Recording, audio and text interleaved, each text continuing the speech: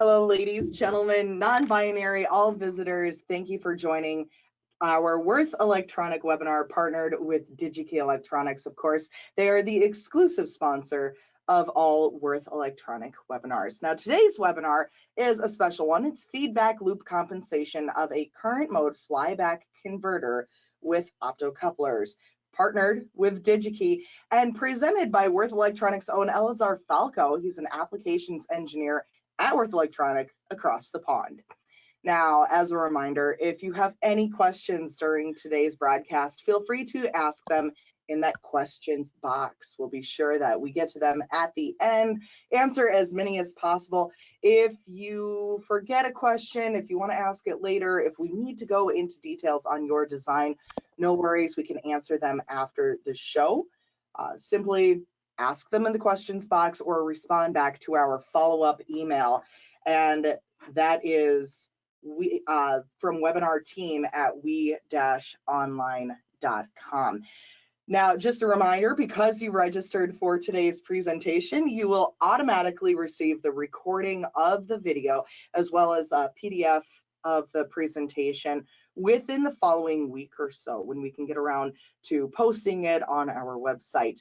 And again, that email will come from webinar team at we-online.com. So don't miss our next webinar coming up on September 6th. We're in September already. It's cable ferrite performance. Register online at www.we-online.com/webinars. And now let's begin today's Würth Electronic webinar with Elazar Falco. It is feedback loop compensation of a current mode flyback converter with optocouplers partnered with DigiKey Electronics. Thank you very much, Amelia, for the introduction, and hello to everyone. Also very welcome from my side to this webinar, where we will learn how to compensate a current mode flyback converter with special attention to the optocoupler in the system. My name is Elazar Falco. I'm application engineer for switching power supplies at Würth Elektronik.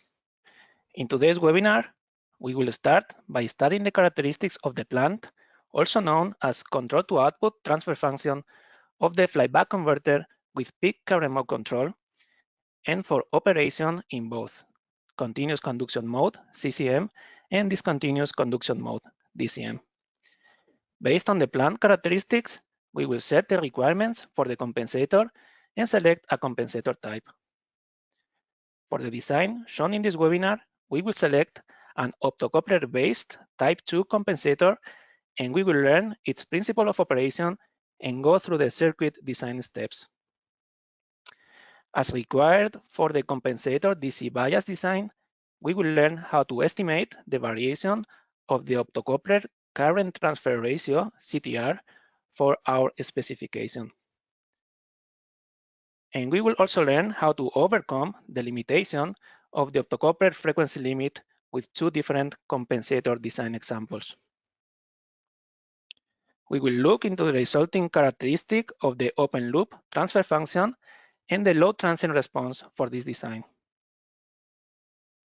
And we will see the effect that the optocoupler CTR and pole frequency variations might have on the system. That will be followed by experimental results in a prototype. And we will finish with the usual questions and answers section. Note that in order to be able to follow the content of this webinar, you should already count with basic knowledge of electronic control systems and feedback loop compensation of switching power supplies in general, since we will not be covering the basics here. So let's start with the plant transfer function of the current mode flyback converter. Here we can see the flyback converter power stage with an optocoupler-based compensator and a peak current mode duty cycle generator, all together forming a closed loop system to regulate the output voltage of the converter. We will not go here into the details, but we'll focus on the Laplace transfer functions and input and output variables for each block. The plant control to output transfer function, HS, is formed by the duty cycle generator block with transfer function GS and the power stage with transfer function PS. The duty cycle generator receives as the input the compensator voltage, VCO, as well as the voltage across the sense resistor, which is simply an image of the transformer magnetizing current.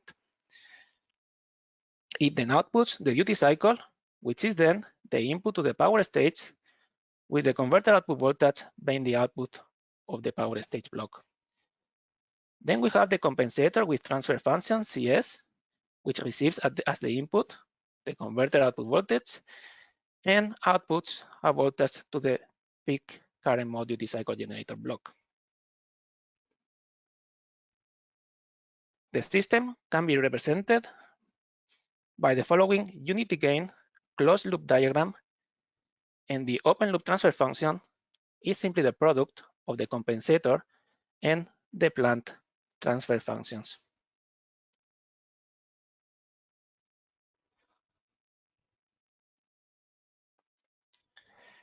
And here we can see the structure of the plant transfer function for our peak current mode flyback converter and continuous conduction mode operation.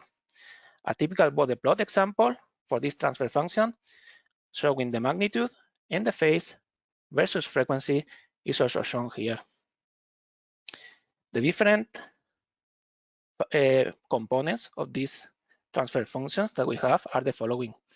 First, we have the so-called DC gain, which is simply the magnitude in the lower frequency range, way before the dominant pole frequency. Then we have a dominant pole, which dominates the response in the lower frequency range.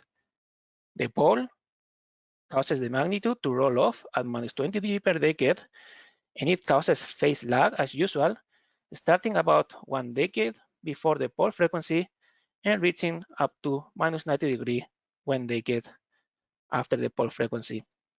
But in this case, we see it does not quite reach -90 degree because we also have the so-called ESR0, which the ESR0 frequency is inversely proportional to the converter output capacitance and its ESR value. And from that, it comes its name. In the case of this plot, high ESR capacitors, like electrolytic type, were considered in the design, causing the ESR0 to appear here in the lower frequency range. However, if low ESR capacitors like MLCCs were used instead, the ESR0 will happen at much higher frequency in the megahertz range and will not appear here in the response. In this case, we can see how the zero pushes the phase curve up and it causes the magnitude curve to flatten as it counteracts the dominant pole action.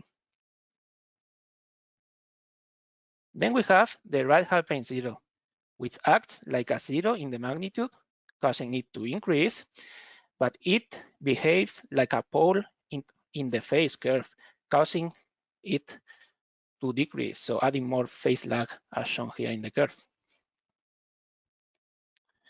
And finally, we have a resonant double pole at half of the switching frequency, which represents the subharmonic oscillation instability which happens in peak current mode control systems as the duty cycle approaches or exceeds 50%.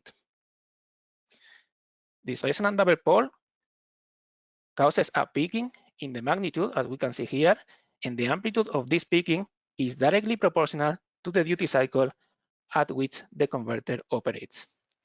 We also see how the double pole causes a dramatic phase lag of -180 degrees. As we will focus on the compensator in this webinar, we will not go into all the details for the plant transfer function and all the formulae for the different factors. For this, you can refer to the book Transfer Functions of Switching Converters from Christophe Basso, which was also used as a reference in this case to plot the frequency response of this transfer function and also those who come in the next slides.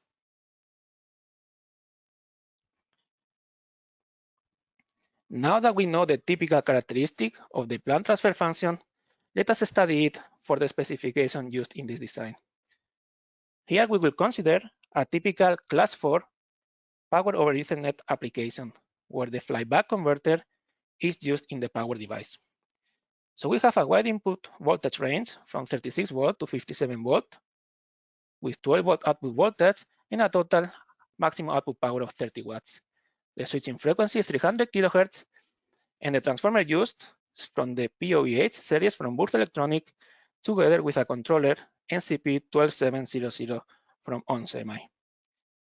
The output capacitance of the converter was implemented by a capacitor bank, as shown here. And this is the magnitude and phase response of the control to output transfer function for minimum, nominal, and maximum input voltage as plotted in MATLAB. We can see that the characteristic is very similar to that of the previous slide. However, a closer look to the phase curve will reveal that we don't really have an ESR0 here. Well, in fact, we do have one, but since we are using MLCC capacitors, it happens at about 4 to 5 megahertz, which is out of the frequency range of this plot. We can observe how the amplitude of the peaking is dependent on the input voltage, and especially for the minimum input voltage of 36 volt, which corresponds to the maximum duty cycle in this design, around 50%, the peaking is very high and it needs to be damped with some ramp compensation. If it is not damped, then we might have several problems. One of them is a very low gain margin of the open loop transfer function. And another one, which might be even worse, is that the open loop transfer function might cross over the 0 dB line more than once, and that will make stability analysis more complicated in this case.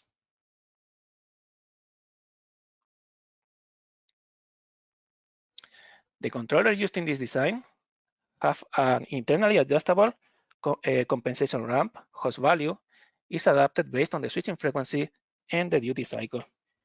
And here we can see the table from the datasheet. We see that for a switching frequency of 330 kilohertz, the ramp compensation provided is between 81 and 33 kilovolt per second. In our converter, we will have a switching frequency of 300 kilohertz, and we will expect a minimum ramp of around 30 kilovolt per second.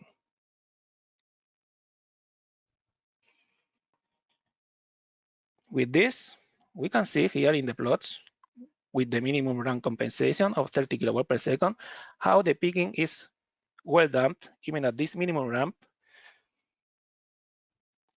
So we should not be worried much about it.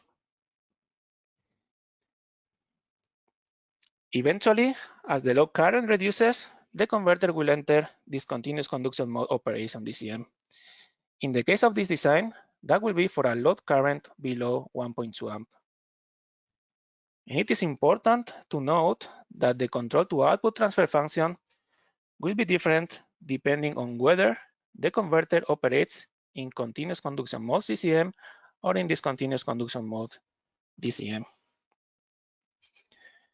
Here we can see the body plots of the plant for DCM operation and an output current of the converter of 0.8 amps. It can be observed how it is mainly a first order system with a dominant pole whose frequency is depending on the output current of the converter. The system still has a right half plane 0, but it happens at a higher frequency than in continuous conduction mode, and in some cases, it is not even modeled. In this continuous conduction mode operation, there is no subharmonic oscillation instability, so therefore no double pole and no peaking of the magnitude curve in the system. So with this, we can see how continuous conduction mode presents more challenges for compensation, and this is due mainly to the right half plane 0 influence at a lower frequency. Also considering, on top of that, the peaking in the magnitude caused by the double pole resonance.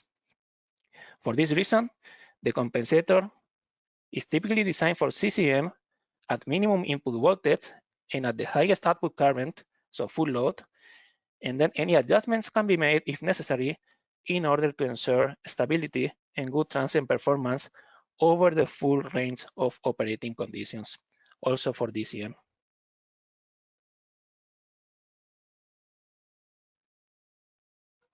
Alternative to the analytical approach, the body plots of the control to output transfer function can also be obtained by means of a SPICE simulation, as shown here for a current mode flyback converter in LT-SPICE. For this, we will need to use an average PWM switch model, which is this yellow box here. What it does is simply averages the voltage and currents of the converter switching network, and with that removing all the switching transitions, and with a time continuous system, we can run an AC simulation in LT-SPICE. Just talking a bit about this simulation setup, we have the typical resistor divider to set the output voltage. Then we have an error amplifier implemented by a voltage controlled voltage source with a reference. And we see this inductance in series, very high inductance value that makes the system to be closed loop for DC and open loop for AC. And that is used to set the DC operating point of the converter. In this case, will be minimum input voltage and full load. We see how the AC signal is injected here, and that is when we design the converter at the end, that will correspond to the output voltage of the compensator. So this will be the node output of the compensator, which goes to the peak current mode duty cycle generator input. So then we run the simulation and we obtain the body plots of the control to output transfer function by just clicking on the output voltage node here.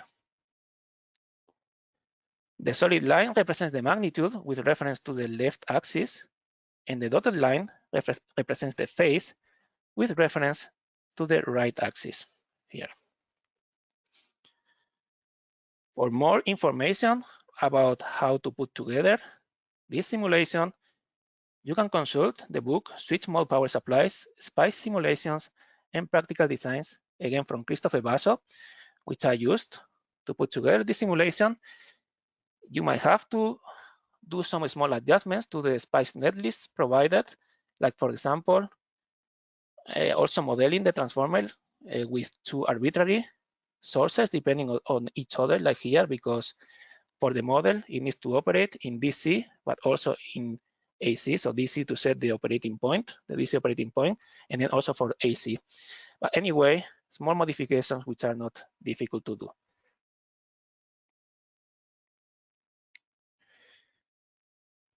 The simulation results in LT-SPICE can be then exported to a text file and then imported into MATLAB, and so they can be compared to the analytical results as it was made here. We can see an excellent match of these two approaches in this case. So these two options, analytical or SPICE simulation, or both, can be used in order to study the control to output characteristic of the converter, which is a necessary step which we will need to set the requirements of the compensator. And that is what we will do next. The first step is to select the target crossover frequency of the open loop transfer function. Here we must consider that the higher the crossover frequency, the faster the reaction time of the closed loop system will be. However, there is a maximum recommended limit, which is 1/5 of the switching frequency or 1/3 to 1/5 of the minimum right half plane zero frequency, whichever is lower. The minimum right half plane zero frequency is calculated with the expression shown here, which corresponds to minimum input voltage and full load operation. And we can see here, because at the minimum input voltage, we have the maximum duty cycle, and at the maximum converter output current, we have the minimum converter load resistance. Then we need to set the phase margin. And for that, we must consider the transient performance of the converter. A simulation of the converter in LTSpice with an average PWM switch model shows that a phase margin above 45 degrees provides a response with no ringing. We can also observe how the settling time for 45-degree phase margin and 60-degree phase margin is mostly the same in this case. And we can also see how too high a phase margin approaching 80 degrees also increases the settling time.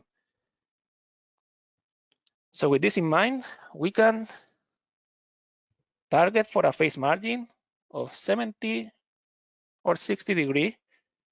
So from 60 to 70 degrees, and then with a minimum worst case phase margin of 45 degrees as a good design approach. Regarding the gain margin, it should be higher than 6 dB.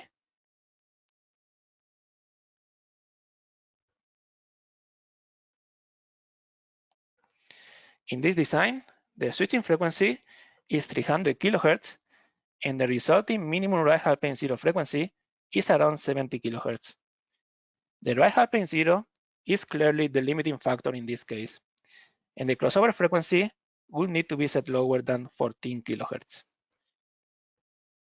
For this design, we will select a slightly lower crossover frequency of 10 kHz. Now we need to know the planned magnitude and phase at the target crossover frequency. Note again that this body plot is for minimum input voltage and full load, and the magnitude is minus 12.3 dB and the phase minus 96.4 degree at 10 kHz. If we select a target phase margin of 70 degree, then the compensator will need to provide 12.3 dB gain and have a phase of 166.4 degree, providing a phase lead of 76.4 degree. We will see in next slide what is the difference between these two terms.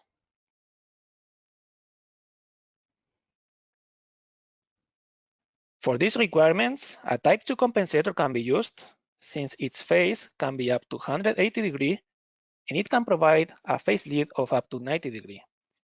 It is, however, important not to confuse the compensator phase with the compensator phase lead or phase boost, as we will see next. But first, let us look at the type 2 compensator transfer function.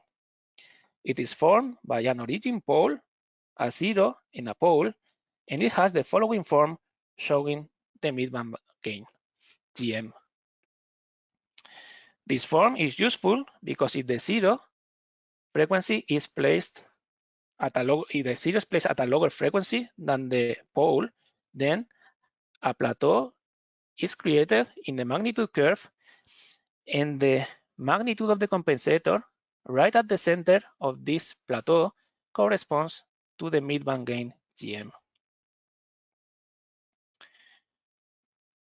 The frequency at which at the center of the plateau is the geometric means of the zero and the pole, and we will call this frequency Fg, which is calculated with the expression shown here.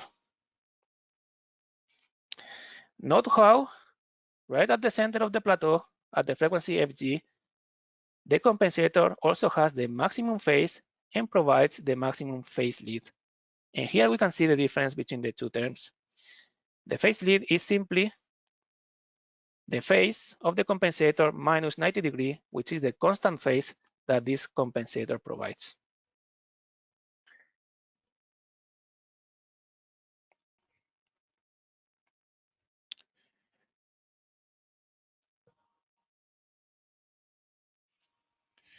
The zero and the pole frequencies can be calculated with these two expressions in order to provide the required compensator phase lead at the target crossover frequency in order to achieve the phase margin specification.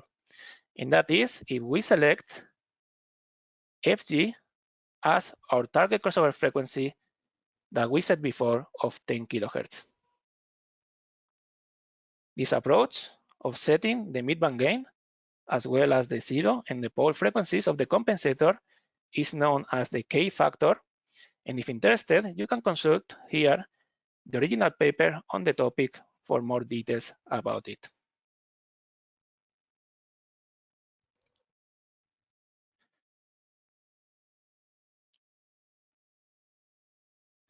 Let us see now how to implement a type 2 compensator circuit for our converter. Here we see a typical implementation of a type 2 compensator with a TL431 voltage reference device and a WL-OCPT optocoupler. We can see the resistor divider R1 and R low, which for DC, they set the output voltage. And we see that the divider node is connected to the reference terminal of the TL431. But what is inside the TL431? Well, in simple terms, there is an amplifier driving an NPN bipolar transistor. Note that the transistor operates in the active region, so its collector current and its collector emitter voltage, they are related as shown here. If the collector current increases due to a sudden increase in the converter output voltage, then the collector emitter voltage will decrease and vice versa. So if the cathode voltage of the TL431, which corresponds to the collector emitter voltage of the TL431 output transistor, is taken as the output, then we can see the TL431 acting as an error amplifier, and the cathode voltage of the device will control the LED current through the LED optocoupler,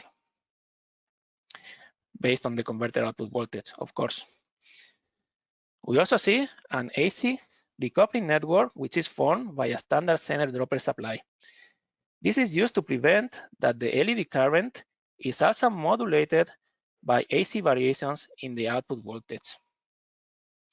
The Zener supply then can be seen as a low-pass filter with a very low cutoff frequency. But for the best AC decoupling, the Zener diode must be properly DC biased in order to reduce its dynamic resistance. Also, another thing to mention here is that the output voltage of the compensator corresponds to the collector emitter voltage of the optocoupler phototransistor, as it is configured in common emitter in this case.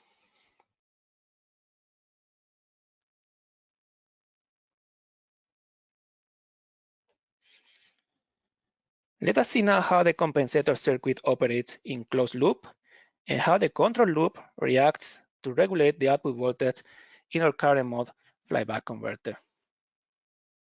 The results used here were taken with a simulation in LTSpice, and the signals probed were the transformer, primary current, magnetizing current in gray, the voltage across the sense resistor after ramp compensation applied in gold brown, the compensator output voltage in pink, and this is after being scaled down by this resistor divider RD1 and RD2, which are internal to the controller which we used, the NCP12700. Then we have the optocoupler LED current in black and the cathode voltage of the TL431 in green, the converter output voltage in blue, and the converter output current is shown in red. Let us consider the event of a sudden reduction in the load current of the converter, as we see here. So the output voltage will immediately increase since now more energy is being transferred to the output than it's needed. That will cause the cathode voltage of the TL431 to decrease, and together with that will cause the LED current to increase since now there is more voltage being applied across the LED resistor and the optocoupler LED. Higher LED current will cause a higher collector current of the optocoupler phototransistor because they are just related by the CTR of the optocoupler, a gain term. So we have higher collector current flowing across the collector resistor RC. That will cause higher voltage drop across this resistor, which in turn will result in a lower collector emitter voltage since VDD is fixed, is a DC voltage in this case. And we can see how, as we mentioned in the previous slide, the collector emitter voltage corresponds to the compensator output voltage. And we see how it effectively decreases. And at the input of the comparator, it sets a lower peak current limit in the converter. And we can see how the transformer magnetizing current, the primary current, also reduces, and the output voltage then can go back to its regulated value because now less energy is being stored and transferred to the secondary side, its switching cycle. Note that the same will happen, but the other way around, if there is a sudden increase in the load current of the converter, as we see here.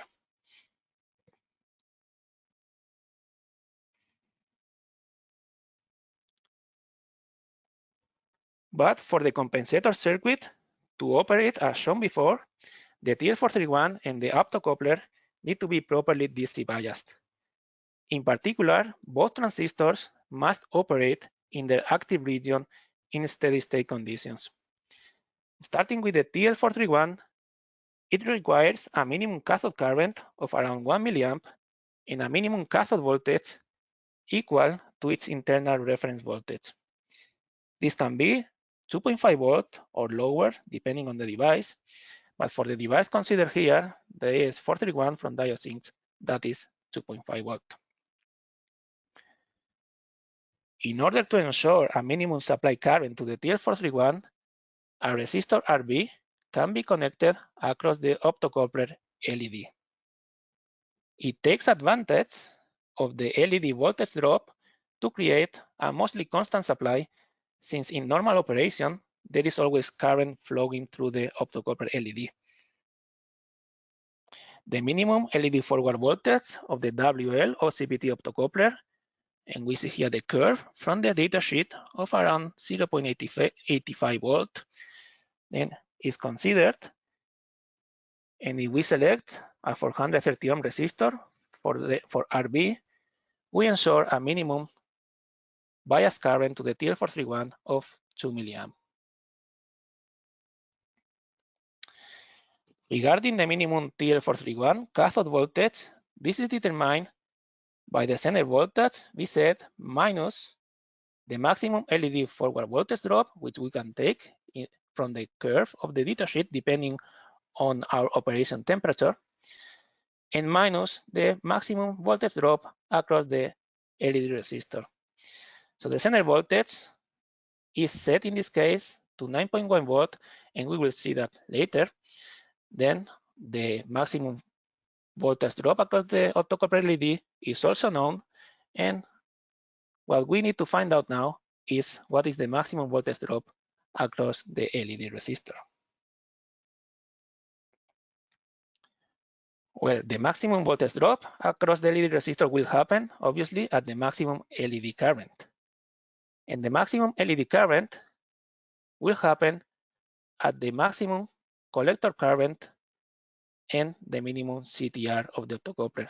The maximum collector current will happen when the collector emitter voltage is close to zero. In this case, it will be at the saturation level of the WL-OCPT optocoupler.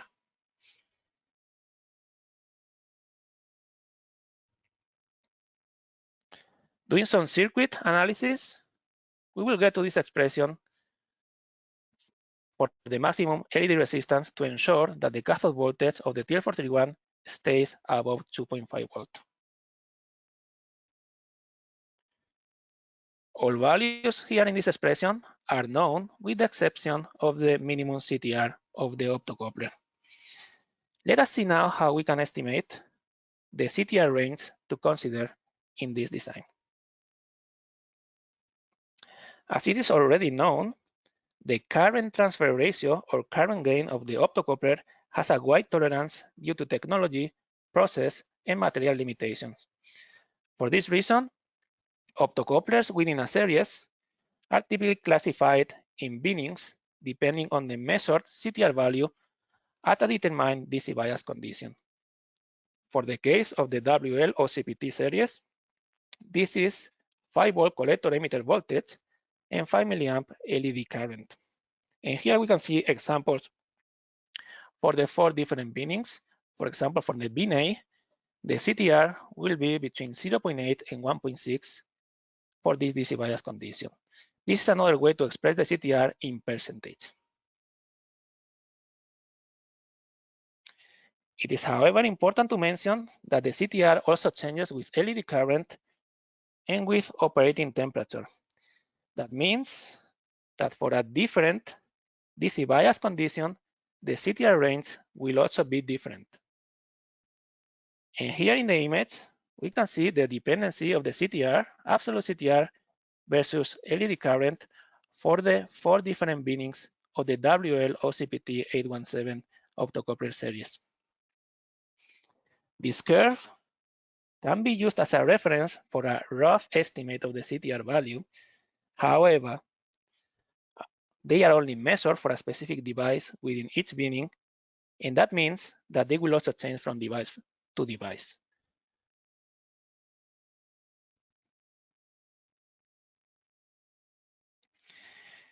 Being now aware of the CTR variations and dependencies, in order to find the effective CTR in this design, we need to know the DC operating point of the optocoupler. In closed loop operation, the collector emitter voltage of the phototransistor, which is the compensator voltage, is set by the control loop action to generate a specific duty cycle depending on the converter operating conditions, like input voltage or output current. This voltage can be obtained with a SPICE simulation, as we show in previous slide 9. And after the presentation, when you get the slides, you will see how the voltage in the compensator corresponds to the calculated voltage from this analytical expression. As said, this is a formula also to calculate it analytically, and this is valid for a peak current mode flyback converter in continuous conduction mode operation. Both analytical and simulation results give a collector emitter voltage of 2.7 volt. A bit of clarification about the terms of this formula. This KDIV term, which is 6, this is simply the ratio of the resistive divider RD1 and RD2, which we show in the previous slide, which is inside of the NCP 12700. In this case, is 6. We take a compensation ramp at the middle of the range of 55 kilovolt per second. RS is the current sense resistor, which in this case is 0.15 ohm. LP is the magnetizing inductance of the transformer, in this case 41 microhenry, and the max is the maximum duty cycle for minimum input voltage is 0.49.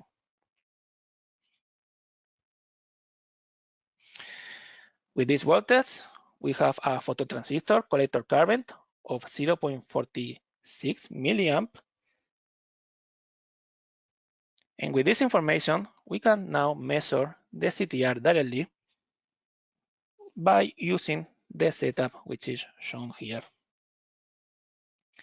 The voltage source, VDD, and the optocoupler output resistor, they are already set internally by the NCP 12700 controller at 5 volt and 5 kilo ohm. The LED resistor is selected here of the same value for convenience, and we will see in a moment why we do that. Then we just need to increase the DC supply on the LED side until the collector emitter voltage reaches 2.7 volt. At this operating point, the ratio of the voltage V2 to the voltage V1 will directly give the CTR value. However, this is only true if both resistors are set to the same value as it was done here. So we measure 20 samples from the WL-OCPT from the bin A, and we find a CTR between 0.59 and 0.71.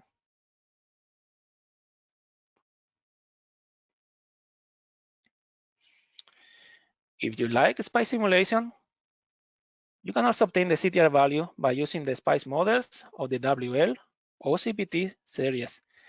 Each binning within the series has its own SPICE model with a CTR which is set close to the average value of its corresponding bin range.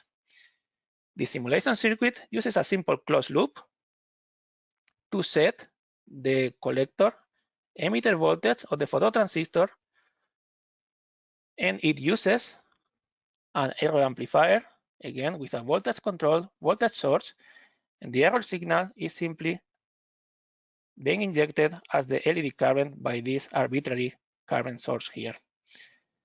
And then simply by the ratio between the collector current to the LED current, we can obtain the CTR at this DC bias point. In this case, we set it at 2.7 volt as calculated before, and we obtain a CTR of 0.71.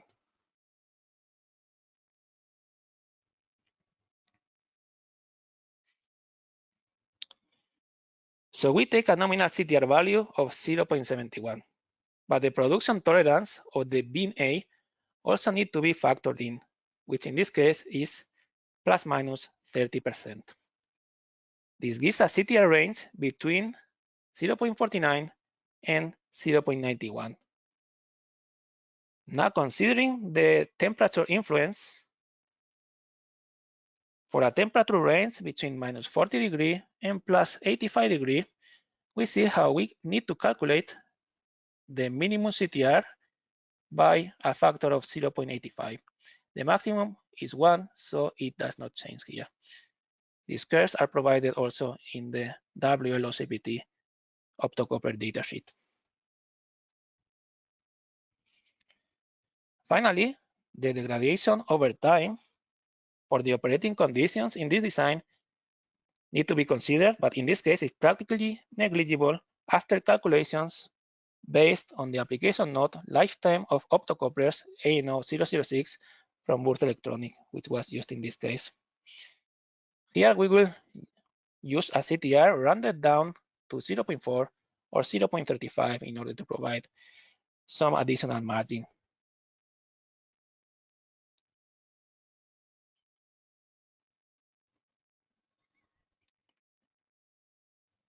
Knowing the minimum CTR, we can now calculate the maximum value of the LED resistor, which is around 1.1 kilo ohm.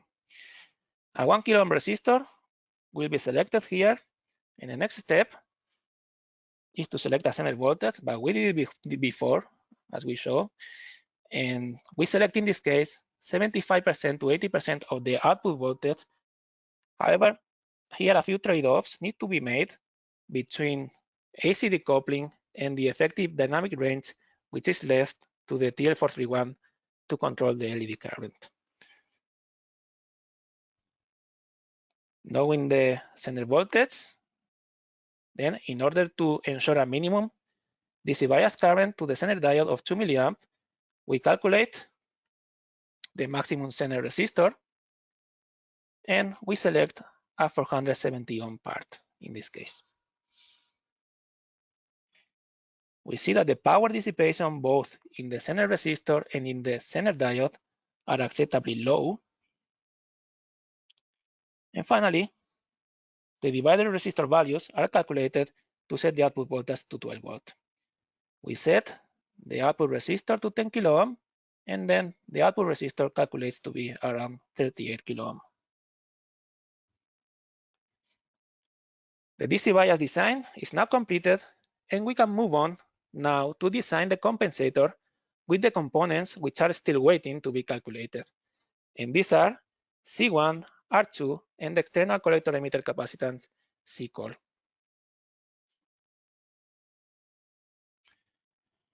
For the compensator design, we need the equivalent AC circuit model from the output of the converter to the output of the compensator circuit. The TL431 here is replaced by an error amplifier with the output being taken as the cathode voltage of the device. We also see this resistor RD. This is simply the dynamic resistance of the optocoupler LED. It should be much lower than RB, but it is included here for completeness. The equivalent AC circuit of the optocoupler is highlighted here in blue. It is modeled as an isolated current gain stage as a current source dependent on the LED current and the device CTR. We also see a parasitic capacitance C-opto at the output of the optocoupler. Analyzing the circuit, we come to the expression shown here for the transfer function of the compensator between VCO and Vout. We observe that it has the structure and the characteristic of a type 2 compensator, which we already introduced before for convenience. We have a mid-band gain, GM, which in this case will be set by the resistor R2, since all the other component values, which also set the mid-band gain, were already calculated for the DC bias design. Then we have a 0, which is set by the capacitor C1 and the resistor R2. In this case, since R2 is already used to set the mid-band gain, the 0 frequency will be set by C1. And then we have a pole, which is set by the collector resistor RC, together with the total capacitance across collector emitter of the optocoupler phototransistor, to which the optocoupler parasitic capacitance is also included.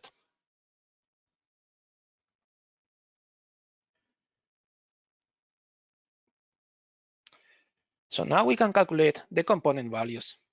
The requirements for our compensator were already set before and are again recalled here. Applying the K-factor method, the required zero and pole frequencies for a phase lead of 76.4 degrees are 1.2 kHz and 83.25 kHz respectively. A value of 44.2 kilo ohm for R2 will set the required mid-band gain. In order to set the zero frequency at 1.2 kHz, a capacitance C1 of 3 nanofarad is required. We will select a standard value of 3.3 nanofarad.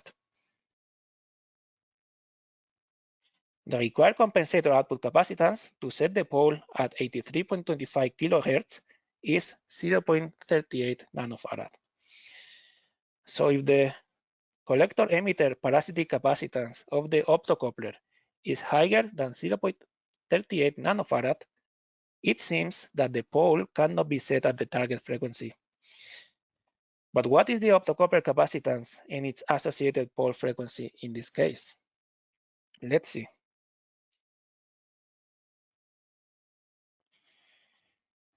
There are different ways to find the optocoupler collector emitter capacitance. In this case, we will measure the device frequency response. For that, we use a vector network analyzer like the Bode 100 with the signal injected with the BWIT 100 injection transformer. The output is taken across the two resistors. The procedure for setting the optocoupler DC bias point for the measurement is exactly the same like for the CTR measurement, which we saw before, and with the proper DC bias, the same 20 samples of the WL-OCPT 817 optocoupler series from the bin A were measured, and here is the result for one of them, specifically the one with a CTR of 0.71. We see the cutoff frequency, where the magnitude drops to -3 dB as usual, to be 24.5 kilohertz. If we consider the 20 samples, we get an average cutoff frequency of the optocoupler of 24 kHz. That corresponds to a parasitic capacitance between collector emitter of 1.3 nanofarad. This is higher than 0.38 nanofarad. So what can we do about this? Let us see some possible solutions to this. The first solution which might come to our mind is simply to select a lower crossover frequency so that a lower compensator pole frequency is required, staying within the range that the optocoupler can do. So we try with 3 kHz. We check the magnitude and the phase of the control to output transfer function at 3 kHz in order to get the new compensator requirements. And this is minus 2.1 dB and minus 82.4 degree. The compensator then needs to provide a midband gain of 2.1 dB and a phase of 152 degree with a phase lead of 62 degree at 3 kHz.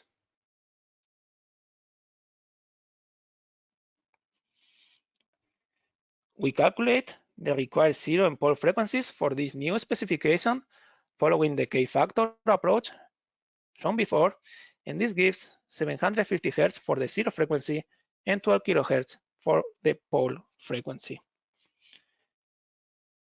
We recalculate R2 to set the midband gain and C1 to set the zero frequency, selecting close standard values available. In order to set the pole of the compensator at 12 kHz, we see that a total collector emitter capacitance of 2.6 nanofarad is required. Since the optocoupler capacitance is 1.3 nanofarad, as we measured before, then adding another 1.3 nanofarad will do. We select a standard 1 nanofarad capacitor. This will result in a slightly higher pole frequency of 13.8 kHz. And here we see the results of this compensator design. At 3 kHz, 2.3 dB, and 153.6 degree phase are provided.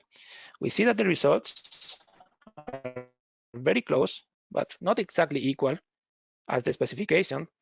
And this is because we use the standard values for the components instead of the exact calculated ones.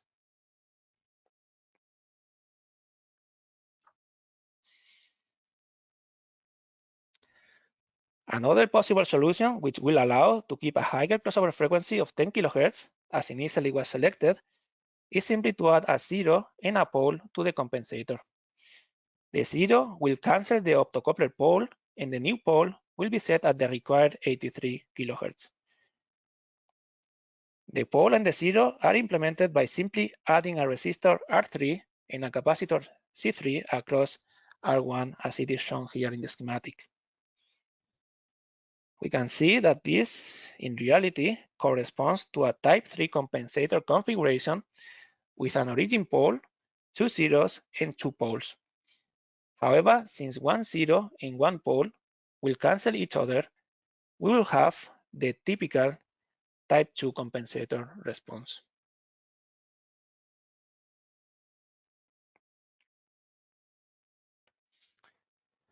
Since the optocoupler pole will be canceled by the zero, additional capacitance can be added at the compensator output.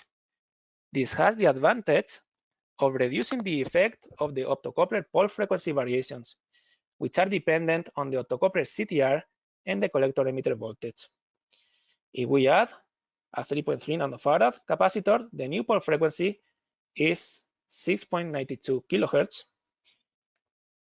The resistor R3 is calculated to place the zero at this frequency. And then the capacitor C3 is calculated to set the compensator pole at 83.25 kHz. So selecting, again, standard values, we have here the results where we can confirm how it is really a type 2 compensator response. And also the values are close but not exact to the target specification of 12.3 dB and 166.4 degree And as before, this is due to selecting standard value components.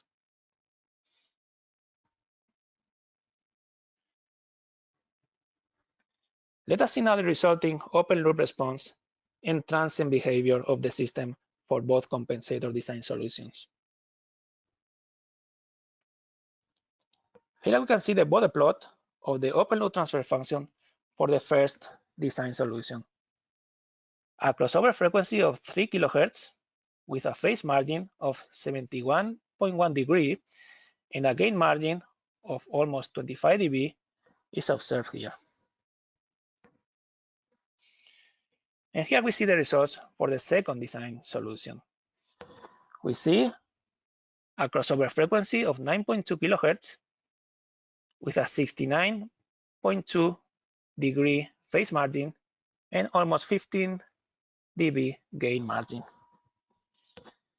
Both designs are stable and with good phase and gain margins at the operating conditions considered, which is minimum input voltage and full load current.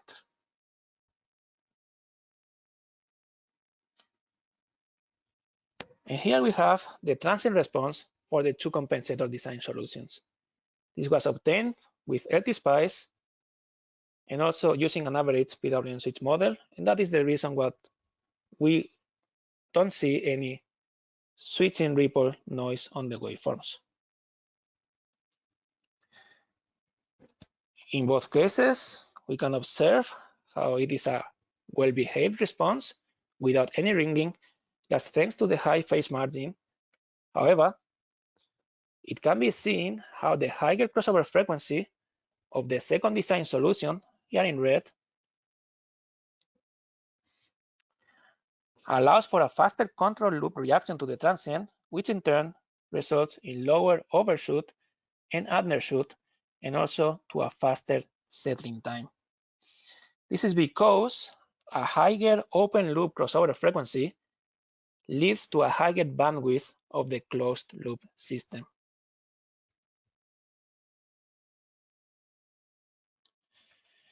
Let us see now what can happen as the CTR and the parasitic capacitance of the optocoupler varies.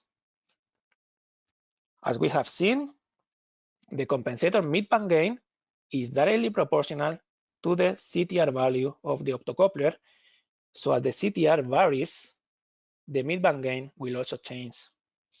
This can be seen here in the body plots, how the CTR variation shifts the magnitude curve of the compensator up or down in our design. Knowing this, we can advance that the open loop crossover frequency will also change, and with it, the phase margin affecting the transient response. One thing to note, and which is not reflected in the curve, is that if the CTR changes, the optocoupler pole frequency will also change since they are interrelated. And this will also affect the phase curve of the compensator and in turn the phase margin.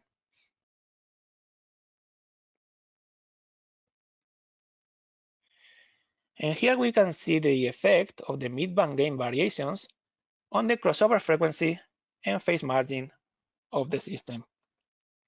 A crossover frequency variation between 1.7 kHz and 3.7 kHz is observed, with the phase margin varying between 75.1 degree and 66.5 degree. In this particular design, since the phase curve shows a very soft parabolic roll-off, the phase margin does not change that much. We have the disadvantage, but we need to check it.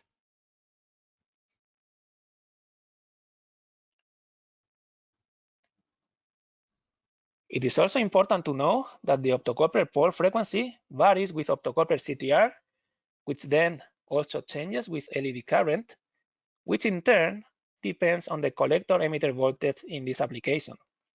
The collector emitter voltage, as we saw, is the output voltage of the compensator, which is set by the control loop action based on the converter operating conditions like input voltage and load current. Here we can see the results for 10 samples of the bin A of the WL-OCPT 817 optocoupler series, and the measured pole frequency for different collector-emitter voltages is shown. This represents different operating conditions of the converter. It can be seen how the optocoupler pole frequency for each sample reduces with the collector-emitter voltage. This means that for a set input voltage, if the load current reduces, then the optocoupler pole frequency will also reduce. Conversely, for a fixed load current, the optocoupler pole frequency will increase as the input voltage reduces. However, some parameters in the plant transfer function will also change with operating condition, like the DC gain, the dominant pole frequency, and the right half plane zero frequency. For this reason, it is very important to check stability for all operating conditions and taking into account all these variations. For such assessment, spice simulation with average models is very useful.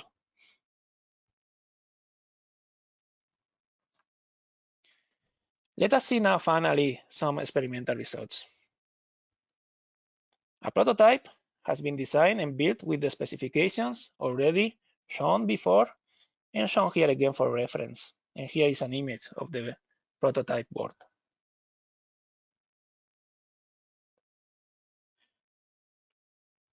We start by measuring the plant or control to output frequency response. It was used again, the Bode 100, with its injection transformer BWIT 100 for the measurement. We also used a 4.7 ohm load resistor, which will be drawing around 2.55 amp. And we have here the result for full load and minimum input voltage, 36 volt. At both target crossover frequencies of 3 kHz and 10 kHz, experimental and analytical results match very well. We have a discrepancy of 2.5 degrees in phase at 3 kHz and also at 10 kHz, where we measure a slightly lower gain of 12.1 dB instead of 12.3 dB. We also see how the resonant double pole peaking in the magnitude is also well damped.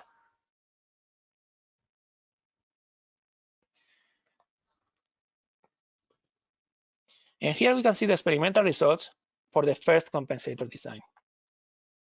With a target crossover frequency of 3 kHz, the compensator had to provide 2.3 dB with a phase of 154 degrees.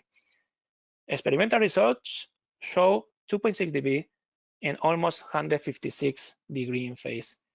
This is a good approximation, but not exact due to several factors which were not considered.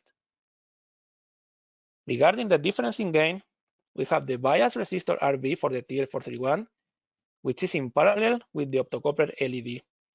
And it diverts some current from this, since the dynamic resistance of the LED is not exactly zero. And that reduces the compensator gain. The same happens as the AC decoupling of the Zener network is not ideal. In addition, in the design, the static CTR of the optocoupler was considered, whereas the dynamic CTR is a bit higher, increasing the gain, and this seems to be the dominant factor here for a slightly higher gain. The measured open loop response shows a crossover frequency of 3.2 kHz and a phase margin of 75 degrees with a gain margin of 19.6 dB. Example of possible adjustments could be to reduce the capacitor C1 in order to increase the compensator zero frequency, and with that, we can bring the phase margin down to 70 degrees.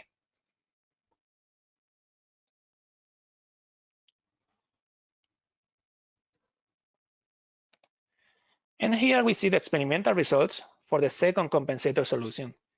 With a target crossover frequency of 10 kHz, the compensator had to provide 11.6 dB with a phase of 165 degrees.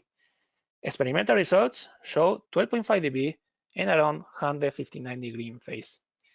The reason for the higher gain seems to be mostly due to the higher dynamic CTR, as in the previous case. However, regarding the phase, it is lower than expected And looking into more detail to the experimental measurement, we can see how the magnitude roll off after the compensator pole at around minus 60 dB per decade instead of minus 20 dB per decade, which is what we would expect. In the phase, we also see that it approaches minus 90 degree instead of stabilizing at plus 90 degree. This hints to two further poles which are present around 100 kilohertz, which already have some effect at the target crossover frequency of 10 kilohertz, reducing with it the phase. These poles were not included in our analysis since they are at higher frequency, but however, if necessary, any adjustments can be performed now with experimental results. The measured open loop response shows a crossover frequency of 10.4 kilohertz and a phase margin of 59 degree with a gain margin of 10.2 dB. Although the design is stable, example of possible adjustments could be to increase the resistor R3 in order to lower the zero frequency, as well as to reduce the capacitor C3 in order to move the compensator pole frequency higher, and with that, we can increase the phase margin to 70 degree as the target.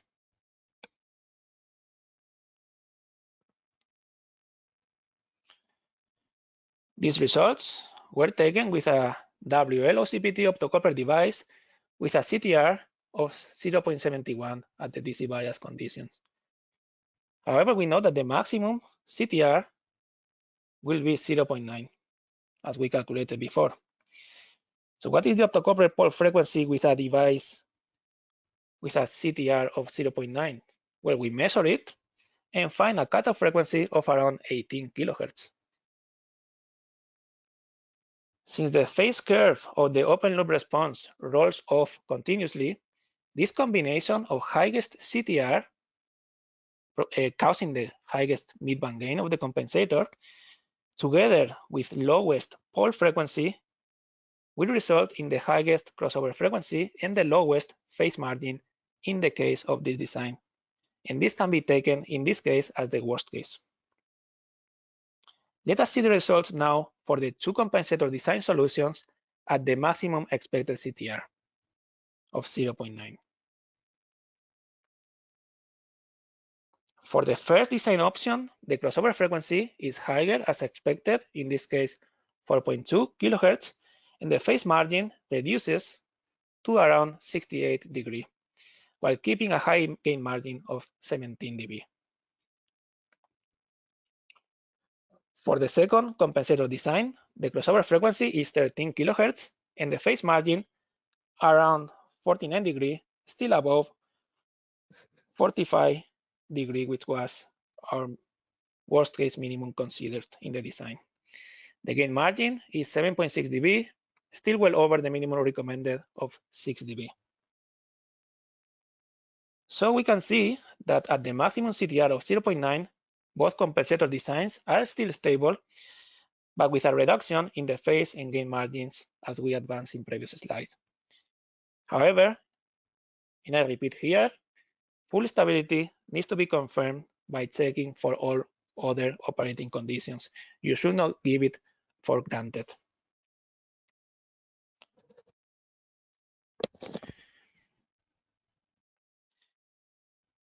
And here we see the transient response to a low current step from 2 amp to 2.5 amp at a slew rate of around 1 amp per microsecond. Both scope captures have the same scale for an easier comparison. And the results correspond very well with those from simulation, which were shown in a previous slide. We see how both compensator designs are stable.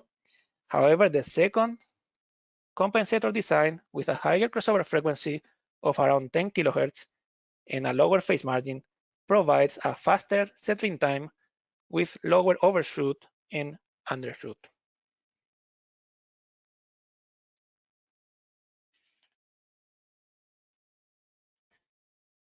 With this, we reach the end of the presentation. I thank you very much for your attention. And now I look forward to any questions you might have, which I will try to answer them. I hand over now back to Amelia.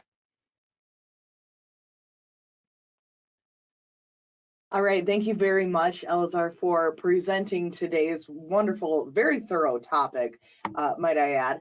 And everybody, don't forget that because you registered for today's webinar, you will be receiving the video on demand within the next week or so. Simply look for a follow-up email from webinar team at we-online.com.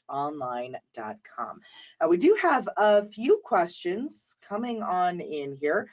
Oh, and also don't forget that these webinars are being transferred over to an audio format with the Würth Electronic What's Up podcast.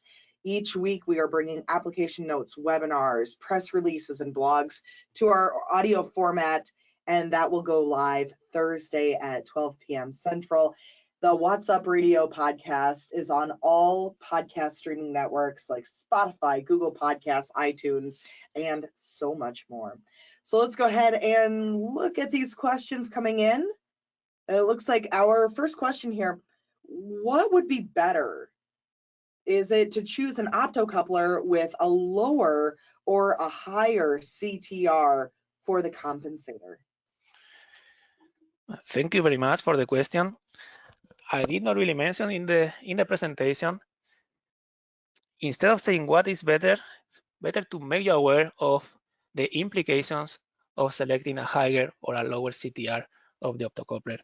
In this case, you can see how I selected an optocoupler from the bin A, which has the lowest CTR. And in this case, as we have seen, the CTR and the parasitic capacitance of the optocoupler, they are related. So higher CTR means higher parasitic capacitance, so a lower optocoupler pole frequency. For this design, that was important because we wanted to use this capacitance in order to set the pole frequency of the compensator. However, you can cancel it, as we did in the second design solution. What are the implications then of using a higher CTR? Well, in the converter, when it is operating in closed loop, the collector emitter voltage, which is the compensator output voltage, that is fixed by the loop based on the operating conditions, on the input voltage and on the output current. So for if the CTR is higher, what we have is that for the same DC bias, for the same operating conditions, we will have lower LED current. We have seen in this design, we have an LED current of around 640 microamp. If you go too high in CTR, one of the things that might happen, you might end up with a very low LED current in a steady state, which might make your design more sensitive to noise on the one side. On the other side, higher CTR also, since you have less LED current, a lower LED current in a steady state condition, could be a consideration if you need to meet standby power requirements. But as said, you will need to consider the DC bias of the collector emitter voltage for that. So making you aware of that, I let you make that decision. I don't say it is not possible to use a higher CTR, but it has these implications. These are the ones which come to my mind at the moment. Might be other ones, but I hope I could answer the question. I think you have. Our next question here that is coming on in, can you explain the setup that you use for transient measurement? Yeah, thank you for the question. I think if you can still see my screen, then I might use the pointer. Yes, it's working now.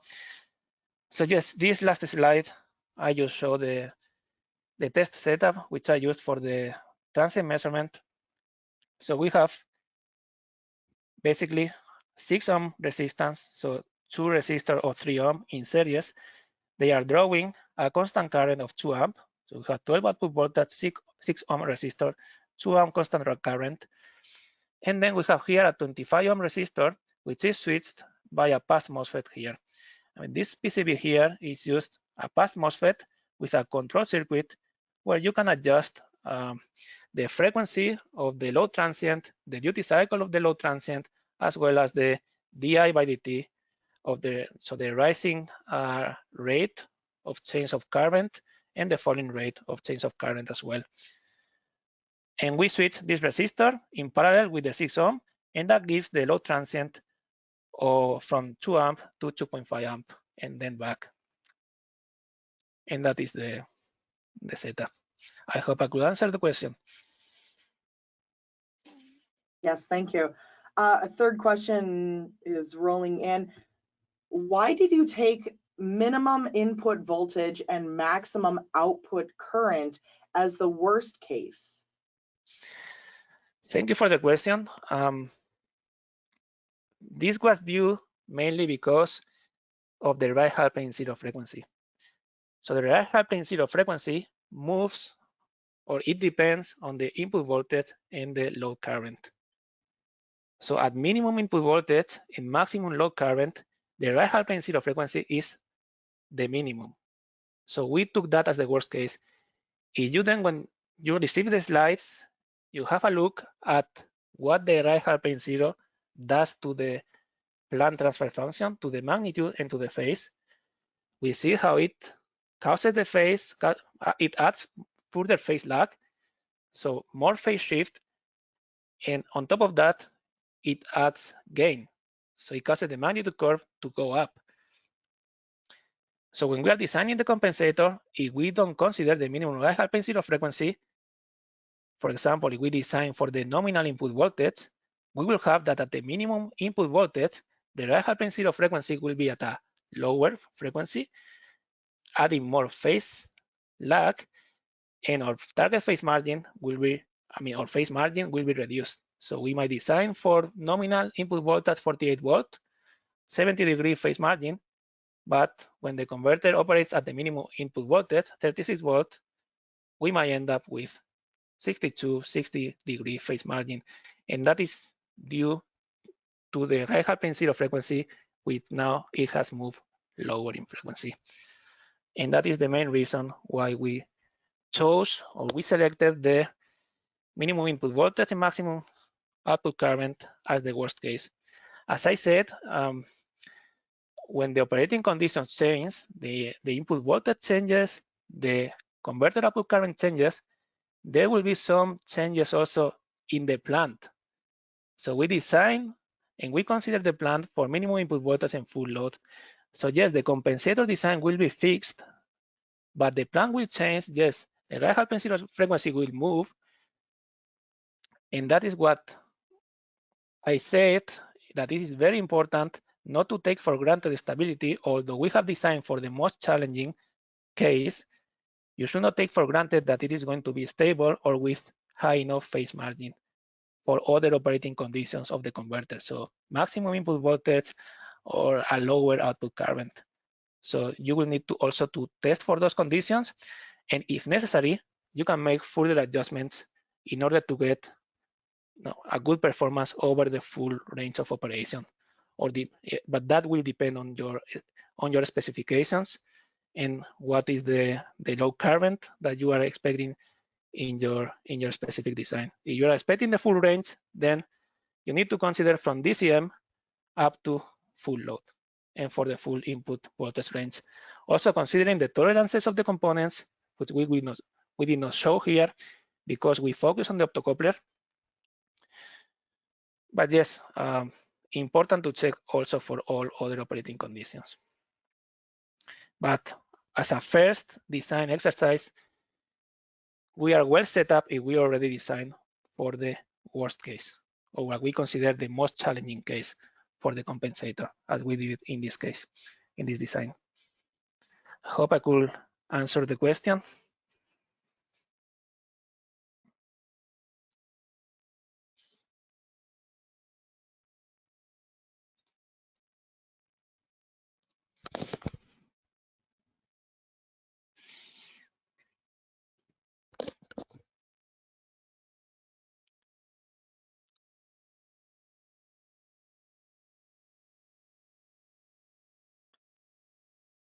Sorry about that.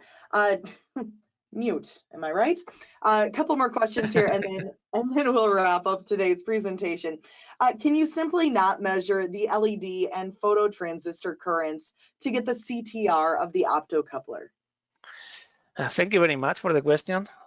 Yes, you can, obviously. So the CTR is the ratio of the collector current to the LED current of the optocoupler. You can measure directly the currents. Just make sure that the measurement device you are using has enough resolution, enough accuracy. You are measuring the currents. We will be measuring microamps. In this case, should not be a problem. In this case, the setup for the measurement, which I showed in previous slide, measuring the voltages, that has some advantages. One of them is that it allows you to easily measure the dynamic CTR of the optocoupler. You can do that. If you want to measure the DC CTR, you can use multimeters. That's absolutely fine. If you want to measure the dynamic CTR, then you inject on the LED side of the optocoupler where we have the DC power supply, you inject with a signal generator also an AC sinusoidal signal at a very low frequency, so well at lower than the optocoupler pole frequency. This can be 100 Hertz, 200 Hertz, that will be fine, with a very low amplitude so that it is still linear. And then you simply probe with the oscilloscope voltage probes the same nodes, V2 and V1. And then you will see in the scope on the screen, you can measure the peak-to-peak amplitudes of both voltages, and then the ratio of these amplitudes will give you the dynamic CTR of the optocoupler, which again, the signal frequency needs to be much lower than the optocoupler pole frequency. And that is the reason why I show this setup. What I do not recommend at all is to measure the currents with current probes and with the oscilloscope. That is a no-go. If you want to measure the current, measure it with a multimeter. You will get accurate measurements. If you want to measure the dynamic CTR, the best way to do it, in my opinion, is to do it measuring the voltage across the two resistors, as I just explained here. And yes, I hope I could answer that question also. Absolutely. And our final question here, and then we'll wrap up today's Würth Electronic webinar. This is specific to slide number 12. Are these requirements general or specific to flyback converters? Slide 12, I believe that will be when we set the phase margin and the gain margin. I would say they are general. So, but you need to check what is the transient response for your specific converter at those phase margins. We did this exercise using simulation with the average models, and we saw how, but these are general. So a phase margin of 45 degrees will give you the response that you saw on the slide, and 60 degree, 75 degree, that is general for all converters.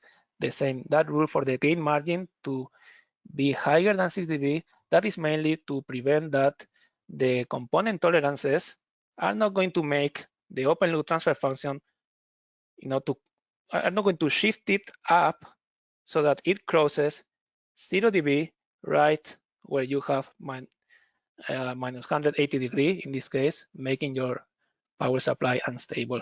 So 6 dB gain margin is taken as enough gain so that the component tolerances will not make your power supply to become unstable. So yes, they are general in this case, but don't take it as I mean, these are different opinions. So every engineer, you might enter in a debate with another power supply design engineer. One will tell you, no, I will go a bit lower. I will design 45 degree, and then the minimum worst case 30 degree. Another one will tell you, well, I design also for always for worst case 50 degree or 55 degree. So there are also different opinions. You know, in the engineering community, we have different preferences. So in this case, this was an example, but it also depends on what transient, uh, what transient specification you need to meet for your converter. So you might be okay by going with a much higher phase margin of 80 degrees, or you need a very high response, a very fast response with a minimum overshoot and undershoot.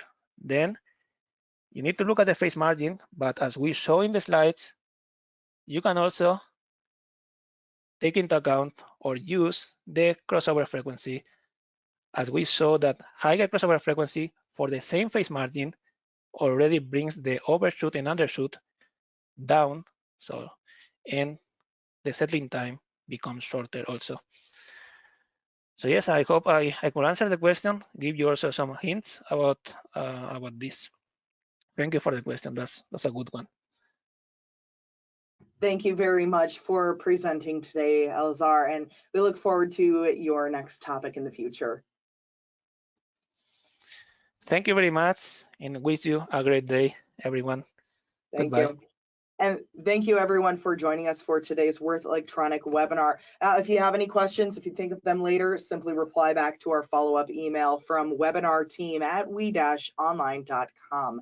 You can always follow Würth Elektronik on LinkedIn for all the details about upcoming webinars. You can also follow myself. I'm Amelia Thompson.